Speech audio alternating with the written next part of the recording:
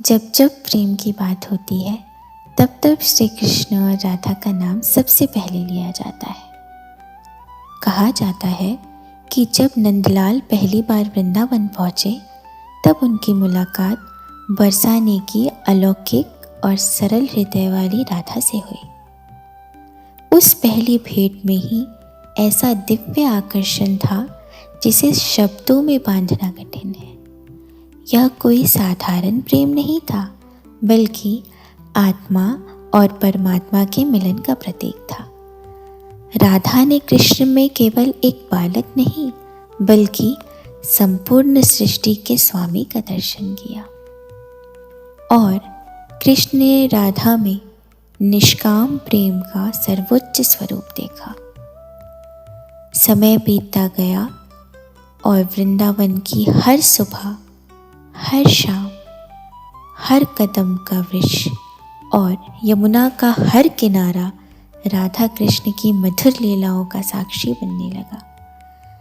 जब कृष्ण अपनी बांसुरी बजाते तो उनकी धुन सुनकर राधा का मन स्वयं ही उनकी ओर खिंचा चला आता।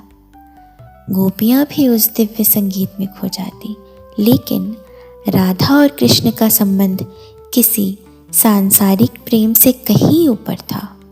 यह प्रेम त्याग, समर्पण, विश्वास और भक्ति का ऐसा उदाहरण बन गया जिसने युगों युगों तक लोगों को प्रेरित किया।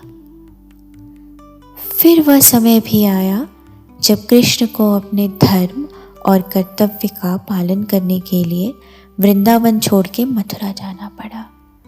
यह क्षण राधा और पूरे वृंदावन के लिए अत्यंत भावुक था। कृष्ण चले गए, लेकिन उनके जाने के बाद भी राधा ने उन्हें कभी अपने हृदय से अलग नहीं किया। उन्होंने विरह को भी प्रेम का ही एक रूप माना।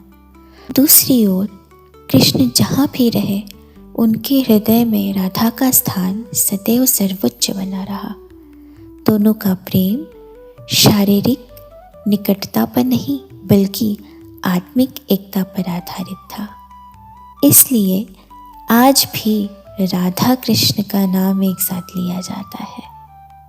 उनका प्रेम हमें सिखाता है कि सच्चा प्रेम पाने से अधिक निभाने, समर्पण और निस्वार्थ भाव में होता है।